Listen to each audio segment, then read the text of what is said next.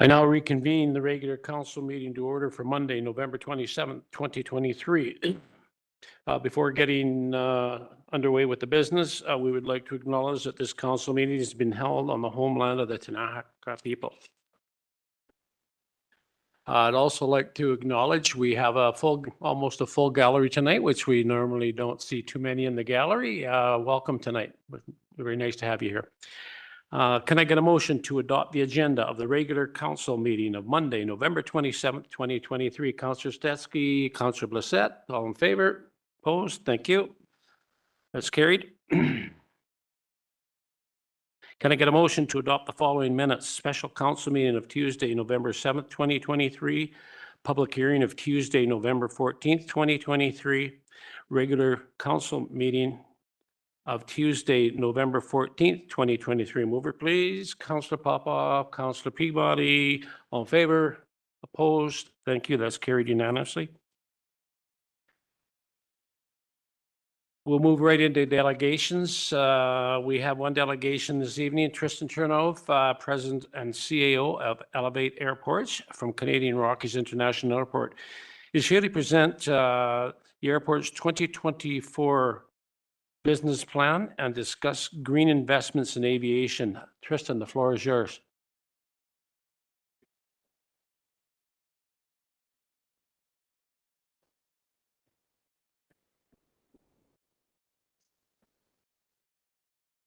There we go. Thank you. Gemma Hamilton is with me tonight as well. She's the financial manager at the airport and will be assisting me with this presentation. Welcome. And yeah, good evening and Kyukut. I'd like to open actually just with I guess I was recapping as I was preparing for this and thinking about how we're going to do this in 20 minutes. And I should, by this point, being the 15th time presenting the airport annual business plan, know how to squeeze it in. And what occurred to me is I do, but I don't think we're maximizing value by doing it that way. So I'm going to keep the presentation itself on the business plan quite high level, but in your package you have all the required details for further questions and discussion at a later time. Really, the key things to be aware of, which we'll go through I will go through all the details of the executive summary shortly. The airport, importantly, is continuing to operate as a 100% self-sustaining business. 100% of the costs of the airport are based on the user pay model. So not a single penny of taxpayer revenue used at the airport. And of course, the capital costs, we continue to support our long-term capital plan with the reserve, which is continuing to accumulate, as well as our high success rate with some federal grants, and the AIF will continue to fund our capital, which we'll get some detail on shortly. But I would like to open this a little differently and look at the first few slides of the presentation, which are on green investments in aviation is what we've titled this. But really what it is maybe 5 to 7 minutes looking at the near horizon in aviation to better be able to then go back to the business plan and understand it in that context of what's on the near horizon for us.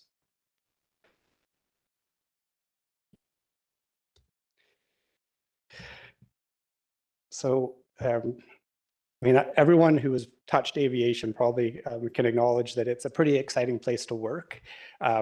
If there's any sector that often is driving a lot of innovation, it is the aerospace sector, often in North America.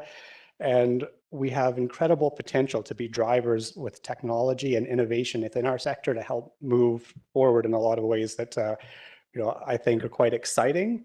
That being said, nothing comes without some compromise. But we do see that YXE is a key catalyst and pivotal asset in growing the long haul visitor economy, as well as business connections here in the Kootenay-Columbia Valley. And I actually think what's on the horizon when it comes to the changes that we're going to be seeing in this industry to meet our objectives when it comes to environment impact are going to serve us on that front really well.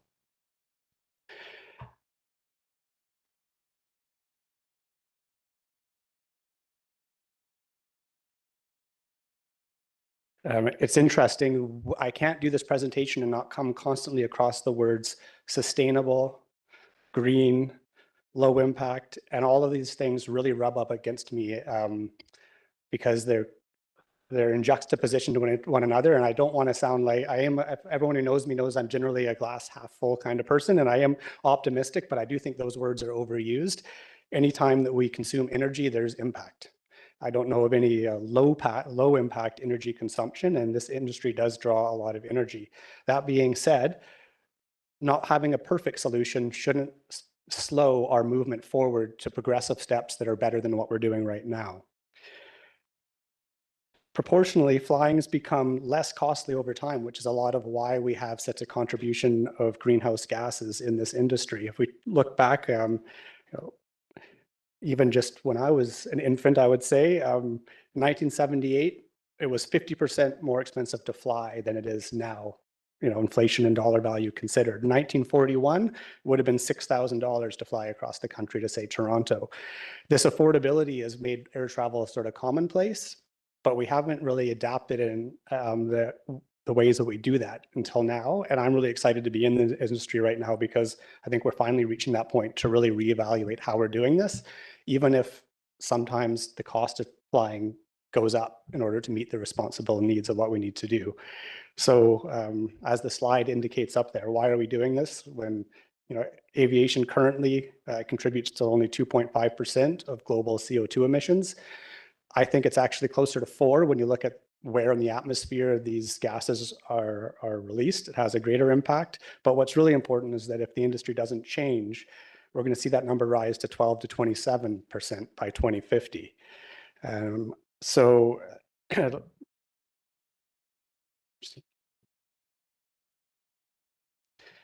When we look at really quickly here at some of the things that I'm most excited about what the industry is doing, here at YXC on the ground at the airport, we're not doing anything new. We're just continuing on the path that we've been on for a long time.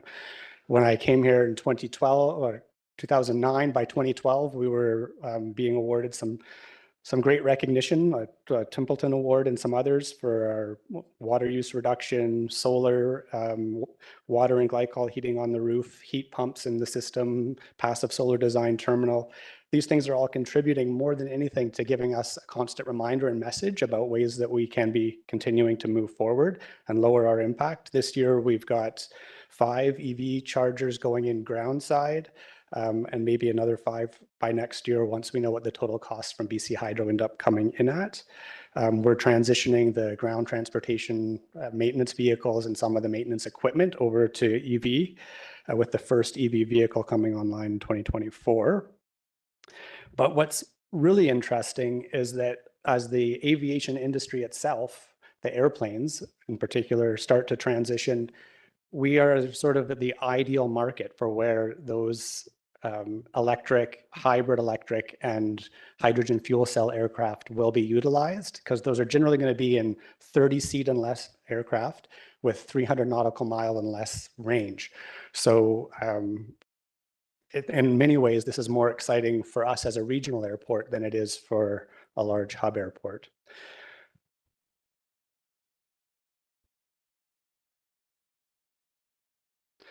The efficiencies have continued to be updated at the airport with actually we're still kind of tying up some last little bits, but as of November 12th, we had substantial completion of our airfield lighting and cabling upgrades. So all of the airfield light was switched over to LED, which, as you can imagine, all of that high intensity lighting running 24 hours a day, it's actually a significant energy reduction by doing this. And we're pretty excited about the quality of the precision approach and the way that this impacts the flying as well. We're actively working and collaborating with many partners, and one of the relationships that matters the most is that with the Tinaha, being all that neighboring land surrounding the airport. And I don't think there's really anything that's off the table, but one of the projects that's been kind of moving forward and that we've really been looking at is having a partnership with a solar farm, energy production by the Tinaha, and the airport being the primary user possibly of that energy. We'll talk more about that as we look at the details of the capital plan. Another area where the aviation industry on the ground side is becoming a lot more efficient is the utilization of AI, which is decreasing ground time more at larger airports than ours, but it's increasing the efficiencies of the way the airplanes move and idle on the ground, which was where a lot of fuel gets wasted. And then also in having the most efficient flight paths on long haul travel. The integration and the advancements of the AI on those controls have actually reduced flight time and on-ground time quite a bit.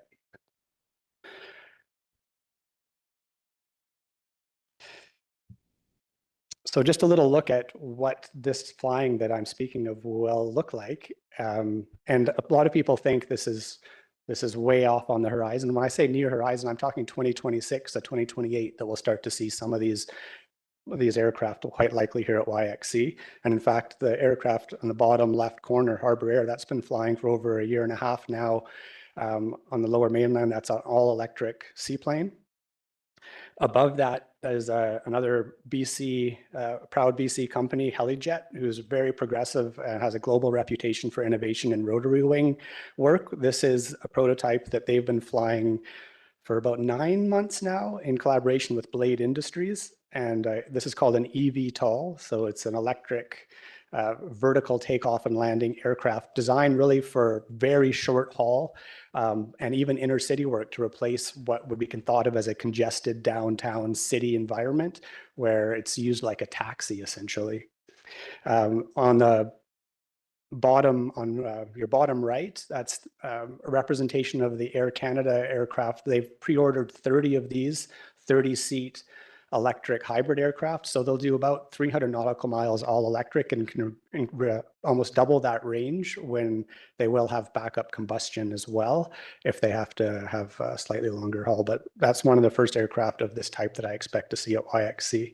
And in the upper right is a little bit larger capacity and a little bit longer duration to arrive at these solutions, but these prototypes have been flying for 3 years now, and this is a hydrogen fuel cell aircraft combined with a hydrogen combustion prototype that they've used, but really that's probably a ways off, but it's still something exciting that's happening, being developed by Airbus, so the largest aircraft manufacturer in the world in France is where they're flying these right now.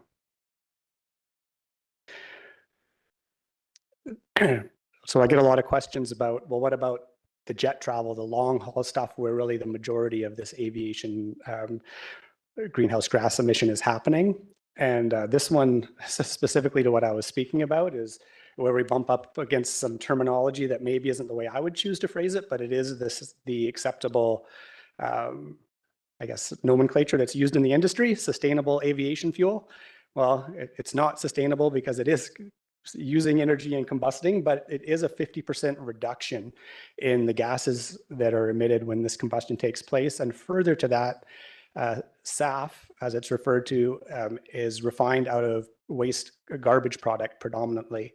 So this photo that you see here is actually 100% owned by United Airways and Airlines, and it's taking basically all of the garbage out of New York, processing it, breaking it down until they end up with their plastic products. The plastic products turn into the aviation fuel.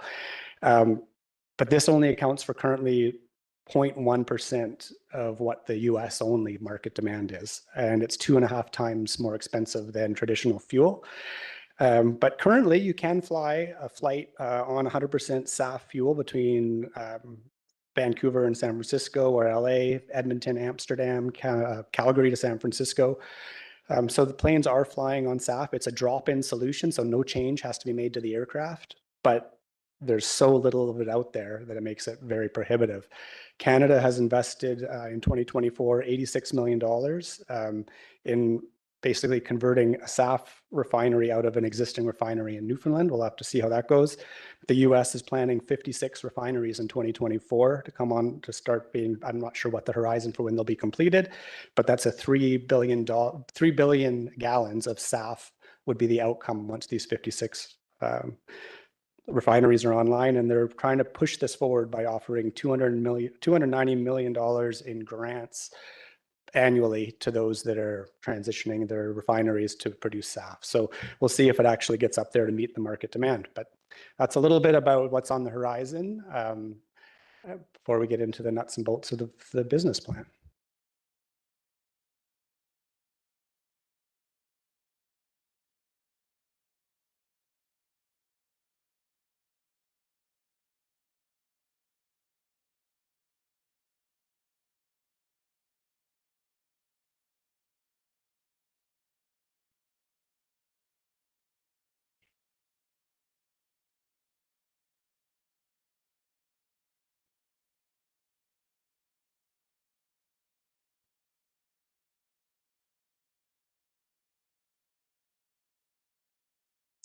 All right, so as I mentioned, this business plan goes into a lot of detail because I really feel it's important for you to have the details should your interest in any one area take you down a path. And I'd love to get questions and challenges on how we arrive at some of the things that we've arrived at in that business plan, but there's no way to cover it all in that kind of detail. So we're going to keep it fairly high level, but I am going to put the pages that we're referring to up on the screen just so people get some understanding. And the really important bits, if you take nothing else away, hopefully I've captured it all here in the executive summary. Essentially, what we see in 2024 is that while many sectors have recovered and thrived post-pandemic, the aviation industry, and particularly in regional markets and particularly within Canada, remain challenged and impeded. Globally, Canada is seeing some of the slowest return of seat mile capacity globally being provided by the carriers. An example of that would be, I think just day before yesterday in the US, TSA announced the highest number of passengers ever processed in the US in a single day. So they're over 103% of pre-pandemic kind of flights, whereas we're down at around 71% here in the West. While the Canadian GDP is projected at a slow 1.3% change in 2024, our business plan looks more optimistic than that because that we see, air service demand without any GDP growth is currently far surpassing what the supply is, which will enable significant growth once the capacity is brought to market. North American airports were reporting and operating expenses were 10.3% over previous year. At YXC, we managed to actually hold our expenses a little less than the previous year. And we'll talk more about how we managed to do that shortly, but it was what we had to do because our seat passenger numbers are being so constrained. The revenue just wasn't there. Regional air service route decision historically were based on market demand growth opportunities, incentives, and yield per passenger. Today, those decisions by the airlines are driven predominantly by operational constraints, supply chain issues, and staffing. Over the past few months, though, meetings with WestJet, Air Canada, Pacific Coastal Airlines, and some others have left me with a really positive feeling. While we must budget conservatively according to what's currently on the ground, as you will see in here, I do believe that 2024 has the potential to see further passenger capacity recovery, some diverse activity on the ground, including some exciting growth within our capital plan. And we really see ourselves positioning to demonstrate how airports and aviation together can be leaders in greenhouse gas reduction and responsible long-term growth. And we will cover some of that capital coming up here. As anticipated, 2023 recovery was hampered by the lack of airline seats. Moderate recovery was achieved last year, though. We grew from 69% of pre-pandemic passengers to 72% by year end. Estimated 135,700 passengers is what we're budgeting for in 2024. Operating revenues are projected to be just shy of 2.5 million. Operating expenses are projected to increase by 5%. Some of that is because some of that stuff that we had to defer because of the constraints last year is increasing our expenses, so we're having to catch up on them this year. So our forecasted actuals would be basically 1.8, which would leave our EBITDA at just shy of 640,000 by the end of 2024.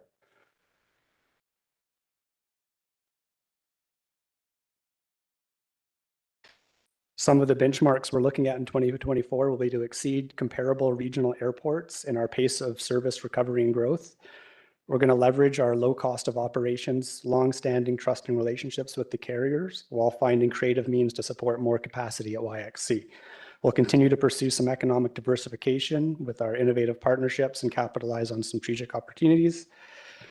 Like always, we will reduce expenses and increase revenue wherever we can. Some advocacy work and strong industry collaboration will be required through 2024, however, beyond the norm. There's some proposed regulation and policy changes within the industry that do threaten to do more harm than good if they're implemented in the way that they look like they're going to be right now. One example of that I would like to share that we'll talk about later on is that what looks great on the surface is the airport protection plan that Canada is rolling out to increase protection for travelers, which is needed. But right now, in its current construct, what would happen would be, let's say, a WestJet flight is delayed, in our case, even better example, Air Canada, we have only one a day, so a delay would mean more than a 3-hour delay by nature. Anything more than 3-hour delay, all passengers would get 4 times their original booking price have to be refunded by the carrier. So if you could imagine, at a regional airport, one cancellation costs the airline almost as much as their total yield profit of the year for that route. So the result could be that they would just pull out of regional markets. So these are the kinds of things that we're keeping our eyes on and trying to have some good input on with the regulators. And make sure that smaller airports, the realities of our operations are brought forward when we're looking at how the large airports in isolation, some of these issues don't come to light. Capital projects completed in 2023 included the replacement of the airfield lighting, cabling, transformers, the ATB or the terminal building, HVAC upgrades, the sliding door replacements throughout the terminal, parking app replacement, the telephone system and security camera system. But all in all, it was a lighter year for capital. In 2024, we actually have 16 capital projects totaling just shy of 2.3 million planned for the airport, ranging in focus from environmental protection, greenhouse gas reduction to preventative maintenance and critical safety upgrades. Again, the airport's capital is funded through the capital reserve as well as the AIF funds, and this 2.3 includes the projected federal grant approvals, which will sustain the capital program. I'm going to turn it over to Jim now for a minute.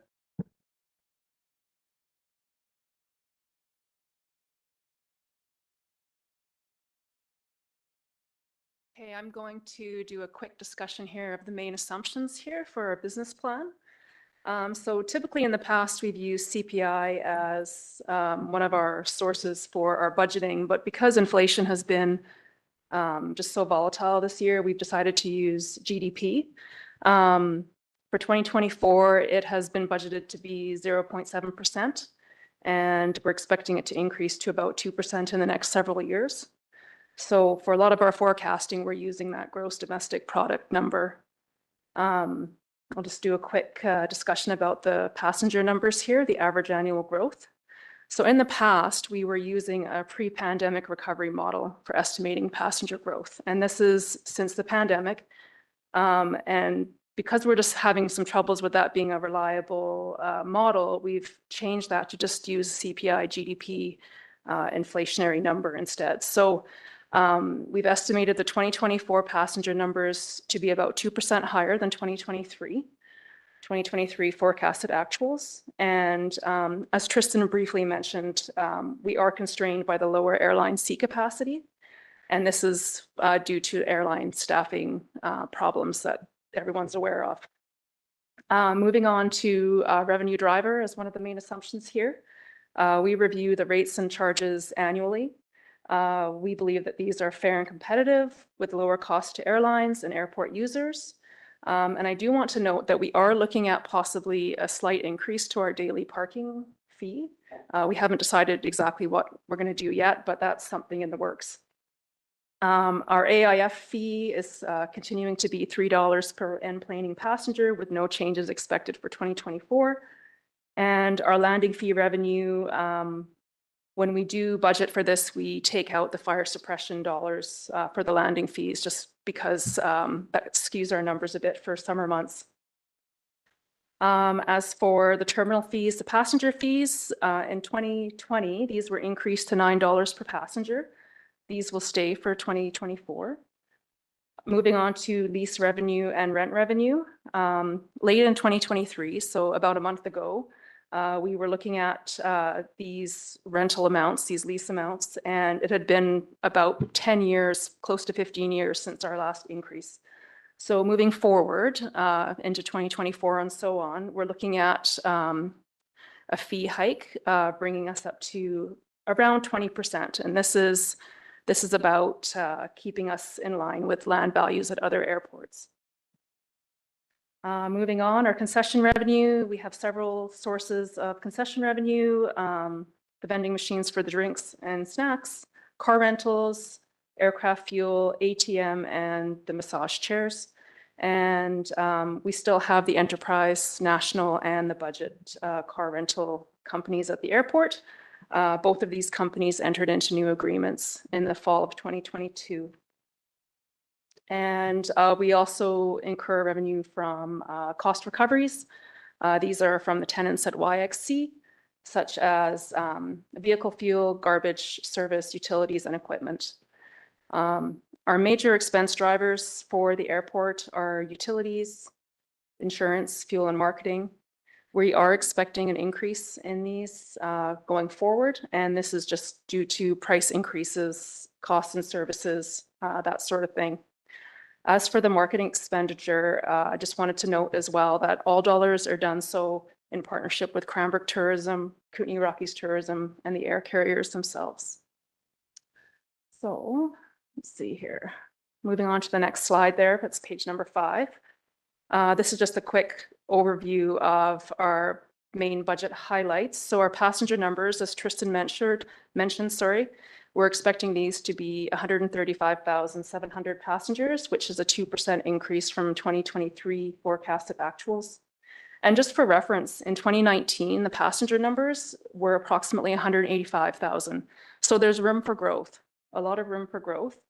And once again, we are constrained by airline staffing shortages and the ground crew shortages that we're experiencing across the country.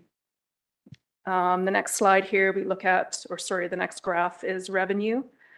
We're budgeting about 2.5 million, which is about 1% higher than 2023 forecasted actuals.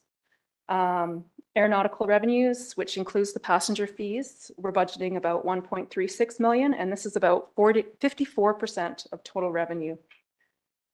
Let's see, expenses. In 2024, we have budgeted about 1.8 million. This is 5% above 2023 forecasted actuals, and as Tristan mentioned, we had to delay some of our expenditures into 2024, just the way things worked out. EBITDA, Tristan mentioned 640,000 was budgeted for 2024, and our capital spending, we are budgeting about 2.3 million. Of that, ACAP funding is expected to be just over $1 million, and AIF funding is expected to be 385,000. So there's a few more charts to have a glance at, and I'm going to hand this back to Tristan. Thank you. Thanks, Gemma. All right, in light of time, I'm going to move rapidly. And again, we can see all of the scheduled Tristan, capital works. If I could interrupt you as we're going through, Councillor Graham has a question for you. Just because we do have a fairly full gallery, can you explain what those acronyms were? AIF, ACAP, and EBITDA? Thank you. Councillor Graham through Mayor Price. Thank you very much for that question. Yes, so ACAP is Airports Capital Assistance Program. So this is the federal granting program where we have the opportunity to apply for grants every year for some capital assistance and have had great success with. AIF is the Airport Improvement Fee, which is a fee that's on the ticket that a passenger pays when they book their ticket with the air carrier. To give some context to that, ours is as low as it's allowed to be. We tried to put it below $3 at one time, and the airlines pushed back because the MOU puts a minimum of $3. Most airports, like if you look at Calgary, it's $26. Fort St. John is $21. We are nice and low because we have a great operation that's running really well, but we do have the minimum AIF permissible at the moment. So of the 16 capital projects, I'm not going to go reading through them all right now. I'll just highlight that the top one that you see, that some of the big ticket items that really matter for us as we come into winter, dump truck and plow as the first one on the list. That was supposed to be delivered this week. It's looking like it might come next week, but it's almost here, which is super exciting for us to have a little bit more redundancy over through our winter ops. The others are pretty straightforward, and actually you would have seen them last year, so I don't think I need to talk too much on those. What we do see is some some spending happening near the bottom of this year's list there. You can see there's some regulatory compliance review combined with master planning. As we go forward and start to plan more detail around a bunch of the more heavier construction projects we have on the horizon, we need to make sure that this is going to fit with the changing regulations to meet the needs of these EV aircraft and other hybrid aircraft, and make sure that all of the different ground support equipment that's coming along to match that is there. So the regulators out of Transport Canada are also adapting, and we're needing to move with those changes as well. So that's one that you hadn't seen previously. This is, of course, you've got the capital for the next 5 years.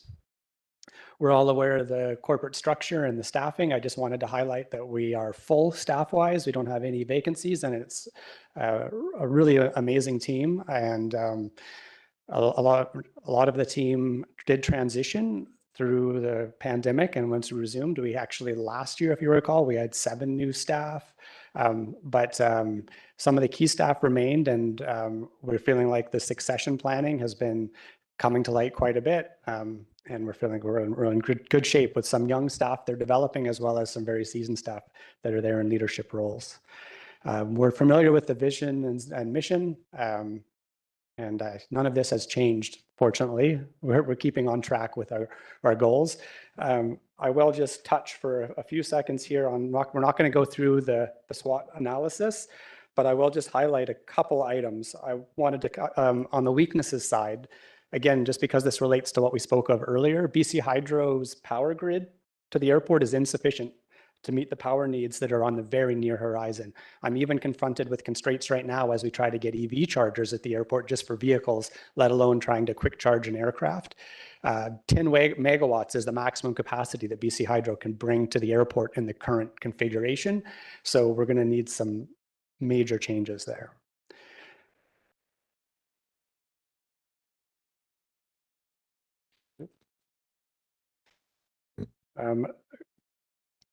We do see this as a very unique opportunity in history right now. As I mentioned, if we adapt readily and are one of the first airports of our size to be able to support these modern aircraft that are going to be coming online, we're going to have a great advantage over increasing our seat capacity and connectivity ahead of the schedule of other competing airports. So there's many reasons to do it. And I just wanted on the threat side to just highlight one bullet here, because again, it's in line with what I was speaking about with the AAP, the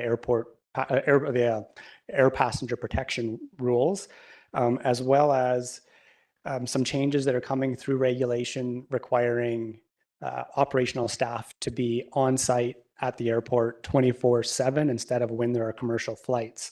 This is something that's currently a circular. It's not gone into Gazette, which is what puts it into law yet, but that's something that we're having to keep an eye on that could have great impact of the costs at the airport as well. Yeah, we won't look at the objectives. We're going to just skip through this because there's a lot of detail there, but essentially with our pillars for each one, we've broken it down into goals, which we have distinct actions in each one of those areas with target measures. They get reviewed basically through each quarter for different target measures. Marketing plan, it's an exciting time to start to rebuild. So we're really going to be campaigning with our new catchphrase, which is anywhere from here. And I think I just wanted to highlight the most recent example. I think, Gemma, if you don't mind me sharing, just booked some tickets to Japan. And this is just a great example of the kind of messaging that we try to get out. Is it was actually less expensive to fly to Japan from Cranbrook than from Calgary. So a lot of people don't realize when you book international or long haul flights that the connecting flight is often put in for free or near free, but the airport fees are so much lower that it ends up saving, especially if it's multiple people flying. So a lot of messaging going out with our marketing this year and air service development. And again, I just wanted to close with just highlighting that our enterprise risk management program has been proved to be working. If you recall from last year, which seems like yesterday that I was presenting this, we identified some of the risks that were in the enterprise risk management was losing Pacific Coastal Airlines possibly because of the agreement to support the WestJet service.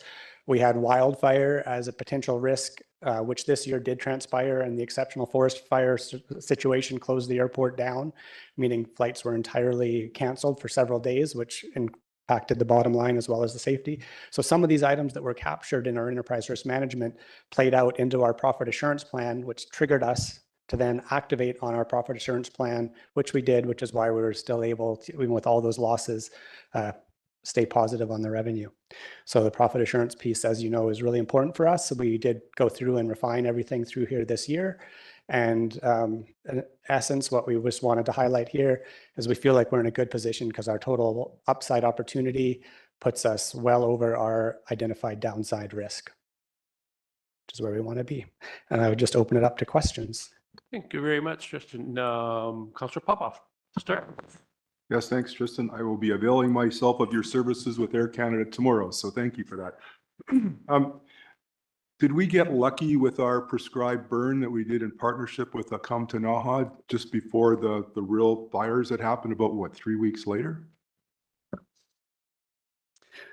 Mayor Price, through you to Councillor Popoff, I would say lucky is a strange way. We've been doing prescribed burns, as you know, for several years of different pieces around the airport. But yes, absolutely, last year was a combined effort. So many different areas of community came together for some really significant and to be honest, though, I wish that the way that the fire rolled out through Occam, it actually didn't intersect with where our burn had happened exactly. But it certainly gave us great confidence that the fire wasn't going to encroach in a large capacity. I mean, as you know, it came right up to the fence line, but it just showed us that more prescribed burning still needs to be done. You further, Councillor Peabody. Thank you, Mayor. Tristan, in regards to concessions, I know the cafeteria area has been empty since before COVID. Has there been any interest in the kitchen being taken over? Councillor Peabody through Mayor Price. For the longest time, we were trying really hard to get someone in there, and we were fortunate to grow the concession offerings at least. So there were some options, but we were actually finding it was just so hard for the food industry to find staffing enough to be at the airport. That was really what was slowing us down. And then all of a sudden, within the last month, we've got a couple very interested parties that I think both could be very successful there. And it's too early to talk about the details, but it's looking really promising. And I think both would do a fantastic job. And we're having like weekly discussions now, getting close to having that happen. So yeah. Further? Thank you very much, Tristan. Gemma, council has a hard copy and I believe electronic copy of your business plan, which they can view prior to finishing our budget discussions this year. So that'll be very beneficial. So thank you very much. That was very informative. Really appreciate it.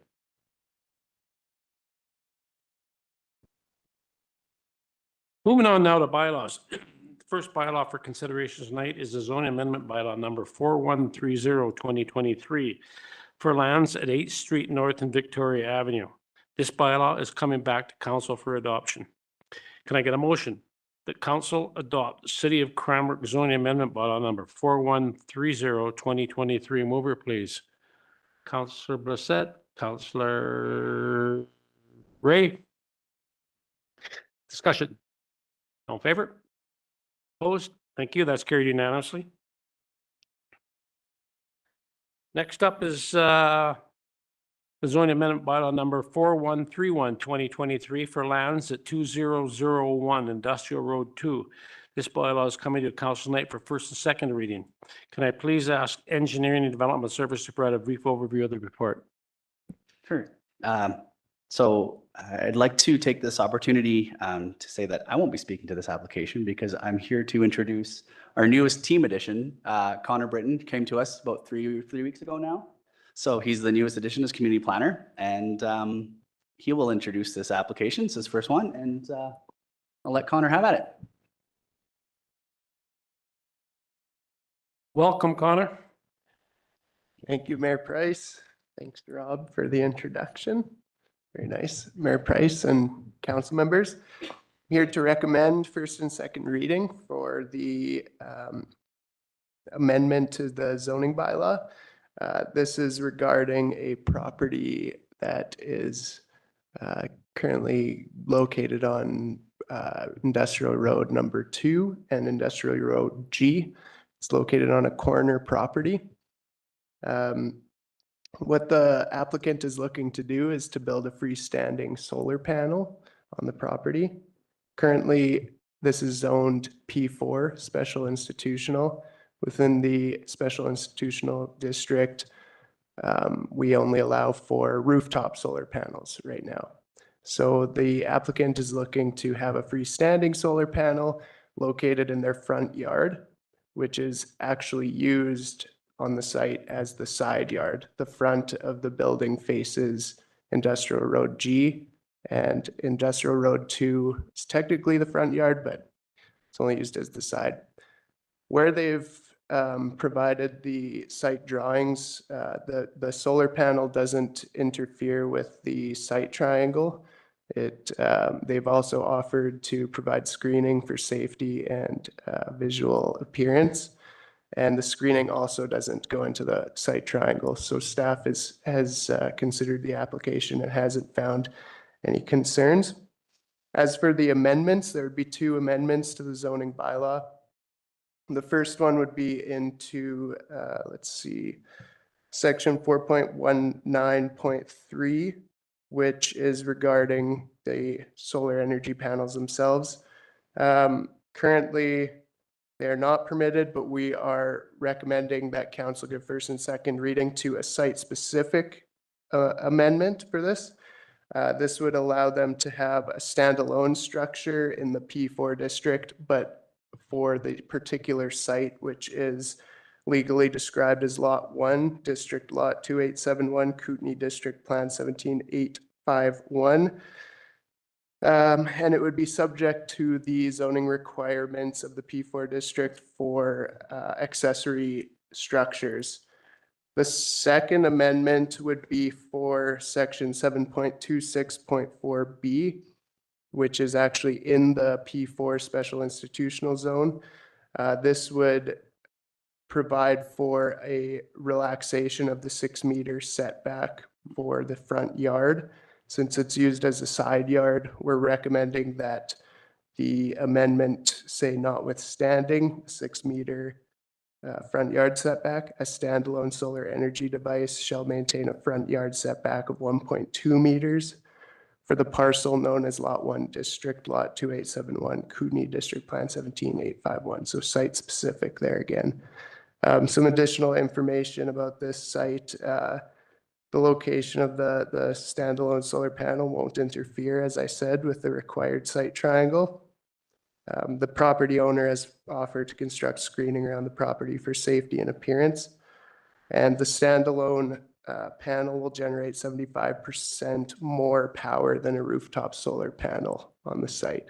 So they've provided a really good background into why they should be able to have this solar panel. So yeah, that's my recommendation. If there's any questions from Thank you Mayor very Price. much, Connor. Very thorough report. Can I get a motion that council give first reading to City of Cranbrook zoning amendment bylaw number 4131 2023? Mover, please. Councillor Stetsky, Councillor Bissett. Discussion. Councillor Stetsky.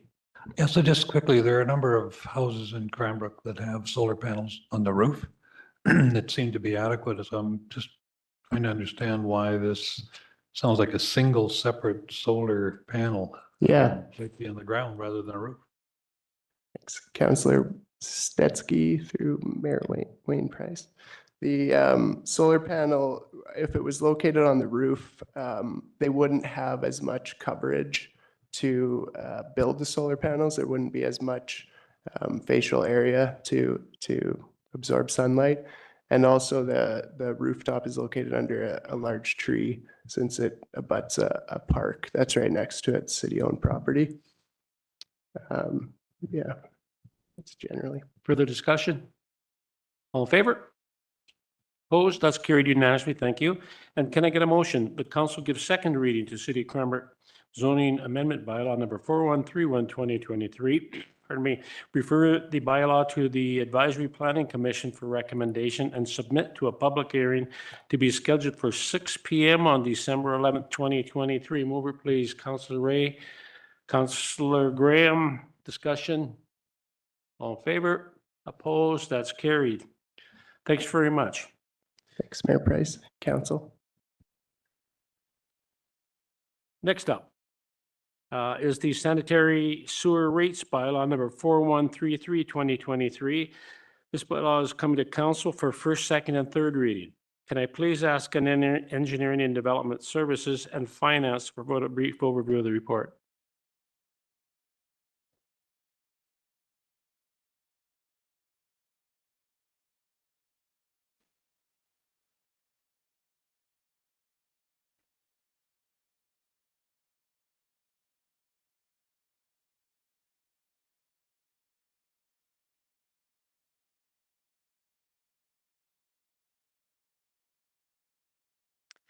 Thank you, Mayor Price. I will speak to the first piece of the report, which discusses the desludging reserve that was reviewed with council at the November 15th budget meeting. So we are proposing a $3 a month increase to the sanitary sewer rates in order to fund the reserve that we will be building to deal with the desludging of cell 1 individually and then cells 2 and 3 done in the same year.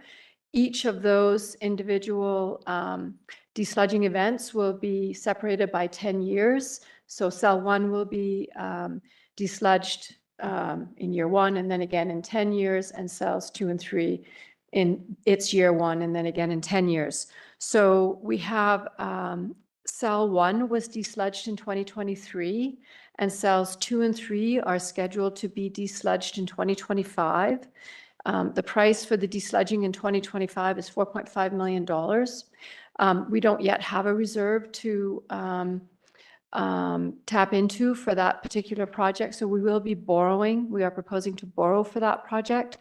And the cell 1 second desludging event scheduled for 2023, we're proposing to fund half of it from borrowing and the other half from a reserve that we will start funding in 2024. That essentially spreads out the cost of desludging, the second desludging of cell 1 over 20 years, which is a long time for something that's really only at 10-year intervals.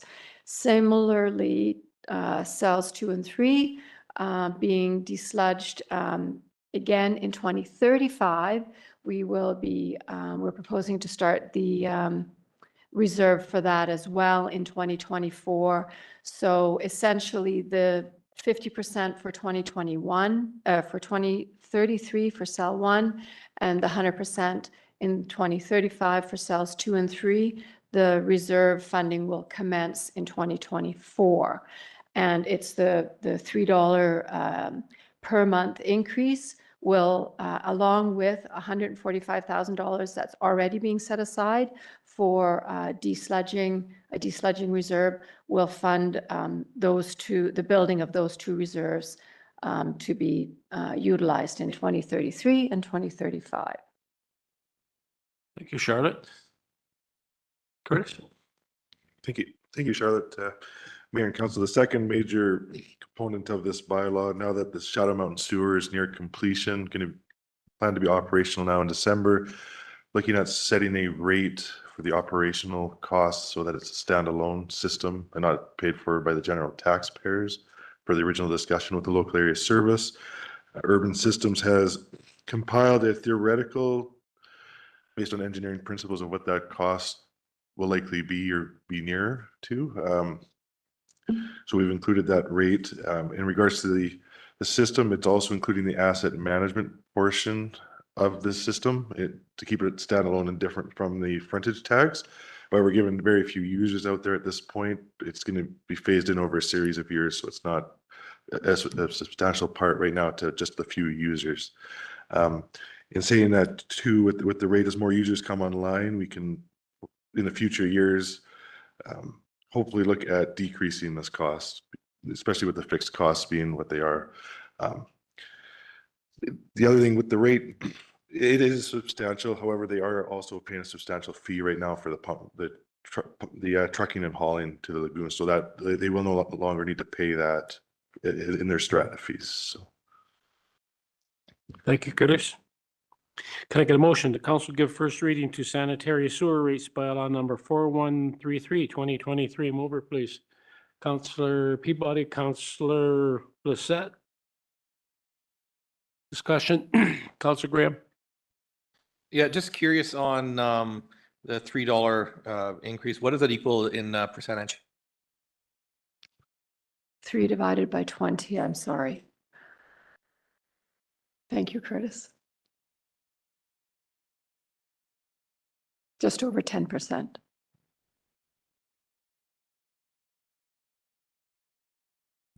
%13%. Thank you. Councillor Stetsky. And for the benefit where this of our citizens, so this is new, of course, these are the 3 ponds at the east end of town. But a question for engineering, desludging and these millions of dollars of costs are relatively new. And so we're like, it's necessary to do it every 10 years, it looks like. But I don't recall when it was last done, if ever, since the ponds were set up. But it will be an ongoing cost into the future. And it's also those nice white covered plastic cakes sitting at the other end of town. That's the sludge waiting to get hauled out of town. Councillor Stetsky, through the mayor. Ponds have been, the lagoons have been periodically desludged over their lifetime, but not incredibly a number of amount. The last time it was done was part of the major upgrades in around 2009 to 2011. From what it appears, from how much sludge we removed this last time, is they only had a certain budget. They removed that much, and that was it. So we've actually removed more sludge than probably has ever been removed. Councillor Peabody. Thank you. Yeah, just remembering how potent those sewage ponds got 2-3 years ago. I'm glad that we're doing this. And I hope that these reserves are actually utilized for its purpose. Thank you. CEO Virtual. I'm just, while council's talking in just the general sense, I think it's important to note that, we did have cell 1 and 2 completely full to the top, and that's what did create a lot of that odor issue. So now that we've got cell 1 completed, cell 2 still is full. But as we can get to cell 2 and then cell 3, and then setting up this system for the future, that will prevent any future council and citizens from having to endure that smell of 2 full cells with the improved aeration as well. Thank you very much, Mark. Anything further? I'll call the question. All in favor? Opposed? Thank you. That's carried unanimously. Could I get a motion that council gives second reading to sanitary sewer rates bylaw number 4133, 2023? Councillor Ray, Councillor Popoff, discussion. All in favor? Opposed? That's carried unanimously. Can I get a motion that council give third reading to sanitary sewer rates bylaw number 4133, 2023? Mover, please. Councillor Stetsky, Councillor Peabody, discussion. All in favor? Opposed? That's carried unanimously. Thank you very much, guys. Now we'll move on to new business. The first item of new business and for council's considerations tonight is the appointment of a deputy approving officer. Can I get, please ask an engineering development service to provide an overview of the report? Thank you, Mayor and Council. Requesting that council approve appointing Santana Patton, community planner, as the deputy approving officer to help with the workload that we're experiencing, but also provide coverage and succession planning. So we have 2 people able to help with that type of work in the office. Thank you, Curtis. Can I get a motion? The council appoints Santana Patton, community planner, as deputy approving officer for the city of Cranbrook under section 7.7 of the Land Title Act, effective immediately. Mover, please. Councillor Bassett, Councillor Stetsky. Discussion. Just a quick note, I'm really happy to see this, so thank you for accepting Santana. The workload right now by our engineering on approving it's been overwhelming. So this should make a significant difference in us getting some of the subdivision bylaws and developments out a little quicker than they have been in the past 6 months or so. I think we had an approving officer left us several months ago. Since then, Curtis has kind of been a one-man show over there. So really happy to hear it. And Curtis, certainly what council's seen to date, an excellent choice. So thank you. All in favor? Opposed? That's carried unanimously.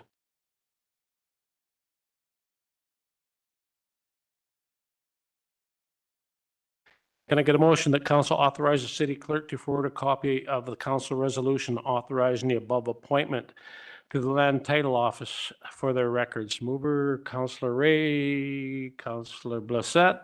Discussion, all in favor? It's approved unanimously. Moving into 8.2, next item of business, and for council's consideration tonight is the development variance and latecomer and oversize of policy deviation request regarding Wildstone Heights, Echofield Road. Can I please ask engineering and development to give us an overview of this report, please? Thank you, Mayor Price and Council. So staff received an application for a development variance permit along with 2 other requests submitted by Brad McInnes as agent for the property owners of the Wildstone Heights Development Corporation, requesting to vary the city's subdivision development servicing bylaw, deviate from the city's latecomer and oversizing policy 65-02, and allow a water main to be installed in a city statutory right-of-way and enter into a latecomer agreement for the water main. I'll first cover the development variance application, as that takes up the bulk of the report. While I've tried to be brief with my notes, it will take a couple of minutes just to make sure that we're providing the right context to what staff have recommended. So the applicant has requested various sections, 8.1 service levels and 8.16 offsite services of the subdivision and development servicing bylaw by waiving the requirement to permit the installation of the BC Hydro lights on existing utility poles on Echofield Road, and for contribution towards the cost of upgrading and off-sizing offsite roadways and utilities for the portion of Echofield Road fronting the subject property. In the applicant's letters, see attached in the report, state that they do not believe that the upgrades are beneficial and that they represent a massive cost burden to the development. The agent for the developer also notes that they do not wish to contribute to any funds to do any construction for the offsite improvements, as it affects the financial viability of the subdivision development for the applicant. The estimated cost of the frontage upgrades are $3.2 million. However, the developer has stated in their letter that they will provide a cash payment of $0.1 million in lieu of the upgrades if council approves the requested variance. They've also stated that they will provide intersection taper improvements to address traffic increases in traffic. There are many detailed points in the staff comments section, but I'll try to summarize them as follows. Offsite upgrades and upgrades to roads fronting new developments has been a standard requirement for many years in the city of Cranbrook, with several examples shown. Echofield Road, which fronts this development, is a key link in the city's major road network plan in the OCP, and the standard upgrades are key to providing vehicle and pedestrian traffic safety, knowing that the increased traffic is anticipated through this development and other surrounding development lands. When these upgrades are not completed, which happened in several developments in the 80s and 90s, it does leave a significant safety and level of service concern, which has led to public pressure for the city to complete similar upgrades using funds that are otherwise allocated to replacing aging and failed infrastructure. Waiving the $3.2 million in offsite upgrades in lieu of the proposed contribution may lead to several other similar requests for future developments, and does present some discrepancy with several recently approved projects or developments currently underway. So staff do realize and acknowledge that the physical shape and orientation of this property does represent a relatively long frontage and associated frontage costs compared to the land area, which may have economic impacts on the development of the land. Now, it should have been a known factor in consideration as developers move forward with the plans in the overall Wildstone development area. But with that being said, we've not received any specific information from the applicant to make a recommendation on whether or not the value of the requested variance represents the value of what is actually needed to make the development economically viable. So while staff recommend against this particular variance, it's not a recommendation against this development or this developer. We are in favor of the rezoning application and the proposed development, and we have invested significant time working with the developer's team to date. So it's just a recommendation against this current proposal without sufficient information needed to make a decision that represents either such a high cost value or a high reduction in established service standard. The second request related to latecomer and oversizer policy. The applicant has requested deviation to the latecomer and oversizing policy to allow for payment of sanitary sewer main oversizing at the time of construction completion certification. The applicant has stated that part of the rationales of the oversizing is over a long distance and the cost will be burdensome to the developer if the policy is followed and payment occurs by the end of May of the year following construction. So staff are of the opinion that this is a reasonable request if council wants to fund the oversizing of the sanitary sewer main. We work closely with the developer. We got the anticipated cost ahead of time, and we agreed that they could be included in the current budget process. Traditionally, the purpose of the delay, the payment, is that if a development was proposed and constructed in the same year that the existing budgets have already been set, then it does tie us to either having to look at reserves, which is a tough consideration at times. So it's often something that we have to push forward into future budget years. The third request is for the installation of water main extension in an existing statutory right-of-way and latecomers agreement. Staff have not provided a draft resolution for this request as it's fairly operational in nature, and we're happy to work with the developer to have that type of SRW set up and to set up latecomer agreements in alignment with our current standards and bylaws. It is permissible within our current subdivision development servicing bylaw and the latecomer and oversizing policy. Thank you very much, Mike, for that detailed summary. There's a lot of information there. You made that very clear in layman's terms. I have two potential motions on the table. I'll read the first one and we'll decide if we want to carry the motion or defeat it and consider the second motion. Can I get a motion that council refuse the requested development variance permit, and further that council confirm the upgrades, of curb, gutter, city-owned street lighting, asphalt, gravels, and associated works be required up to the center line of Echofield Road in accordance with Section 11 of the City of Cranbrook Subdivision and Development Servicing Bylaw number 3633/2008. Can I get a mover, please? Councillor Stetsky. Councillor Ray. We'll open this up to discussion. Councillor Graham. Yeah, thank you. A couple things, maybe some questions and some comments. One that I'm looking at, and I think it's a discussion, not necessarily with staff, but with council, is how do we get to yes on this? Staff is following a policy and a bylaw that we have in place, and I think there are ways that we can work through some of these challenges. It's a difficult piece of property. We have lots of difficult pieces of property throughout the community that are in similar state with frontage. A couple of things that I've noticed looking at the property and seeing what is proposed is, we are talking a large development. We are talking apartment, a block up there, and right now we have nothing else on the table that is looking at alleviating any of our issues with housing, with fair market rent. There's nobody else is even scratching at the table. So I think that it's worth having a discussion on how can we work on this development with this developer, to even looking at a phased approach. How does it look like? Can we phase this? That I don't know. I think just to have a simple yes or a no, like in I know that we'll vote on this, but I think that we might want to go back to staff and look at ideas that we can work together on. Echo Field is a rundown road already right now.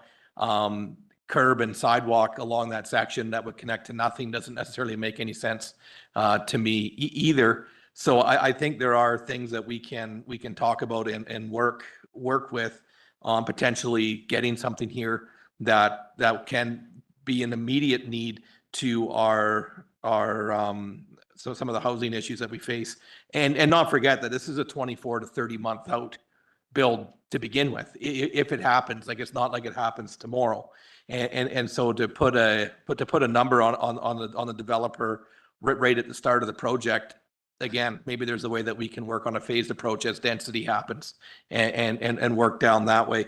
And I guess what I'm wondering is, when we look at this, what are we going to recoup? I don't know if we have the numbers, because I don't think it's fully stated in there, but we have seen some of the preliminary plans. What are we recouping in DCCs on this? Like there will be a substantial DCC bill, as well as there was a point number 4 was saying that taxes might not equal the cost, but we get another Broad Street development up there. That's hundreds of thousands of dollars a year coming in for 50 years, 70 years, however long those buildings last, into city coffers. So I think we have to be cognizant of that as well. I'm not saying that we give everything away, but I think that there's a solution to meet in the middle. Thank you very much for that. We got Councillor Stetsky, Councillor Popoff, and then Councillor Peabody. Yeah, several questions, if I might. So has this developer been asked to do anything different than we would ask other developers? That's my first question. Councillor Stetsky, through the mayor, we've tried to show in the report that this is a standard application of our bylaws. So we don't want to go above and beyond as far as what the service levels and what the bylaws have established. Okay, thank you. And in their letter, they seem to suggest that an adjacent developer has not done their part in providing funding. And I'm wondering if you can speak to that. That's in their letter. Thank you, Councillor Stetsky, through the mayor.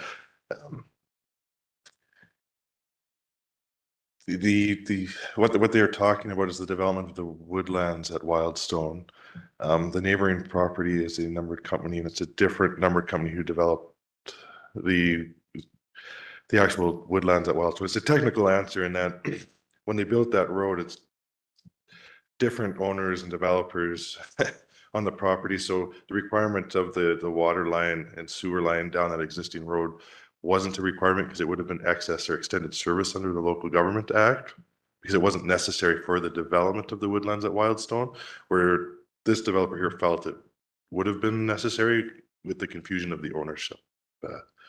So it wasn't a necessary requirement at the time of development to extend the water line and sewer line, because it would have been going to nowhere. And 2 others, if I might quickly. So if they do not do it, the report says the taxpayers will end up paying for it.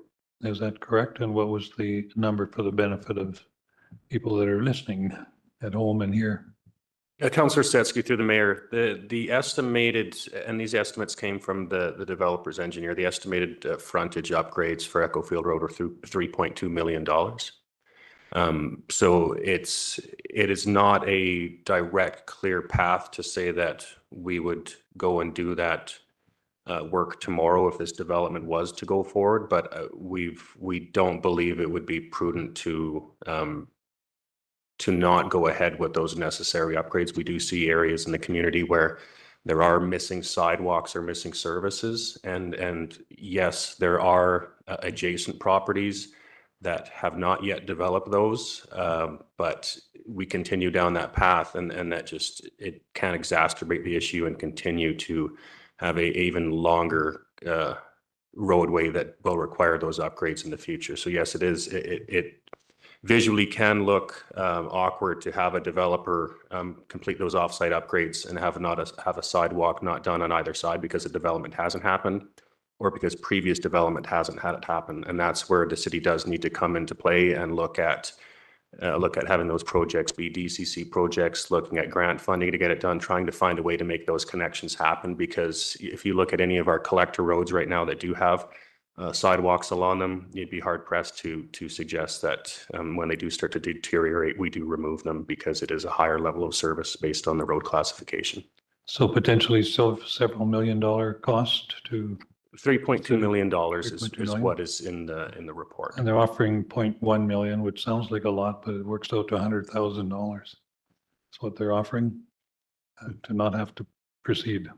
That is correct. Last question, just quickly, because we have a number of developments around town, or sorry, a number of properties around town that have been zoned for development for quite some time that are still waiting to be developed. So if council agreed to this, any guarantee that the builder will actually go to work and get units built in a timely way? Councilor Stetsky, through the Mayor Price, we don't, staff and the city don't have oversight or control over whether or not the economics of a certain development will go forward, given that the layout of the work to get a rezoning is not much compared to, the financing going forward with everything else. This developer does need to still do some work with the Ministry of Transportation to look at traffic impact assessments. We've been trying to work very closely with the Ministry of Transportation to see how we can support that process and look at that not being a significant burden, seeing if there's ways to equitably share those upgrades. So yeah, there are developments that we do hope to get online sooner. There's a couple other multifamily apartments that we are in the later stages of moving forward on that are further beyond than this one.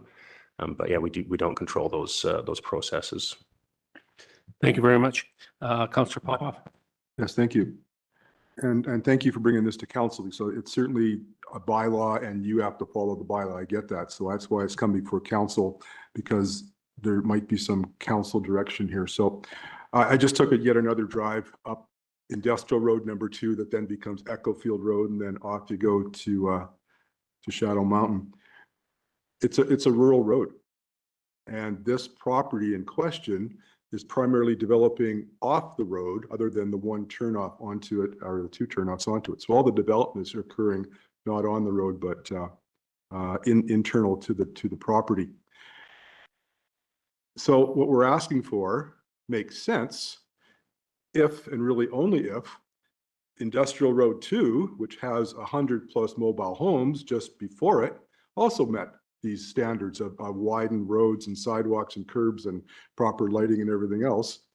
It's not the actual rural class that what we have out on Echo, but I don't think we as a city required the developers back in those days to meet the same policy standard as we're now requiring Wildstone Heights. So you're going to have this widened roads and all the other upgrade amenities for that section. And then as you're coming closer into town, you're back to almost nothing again.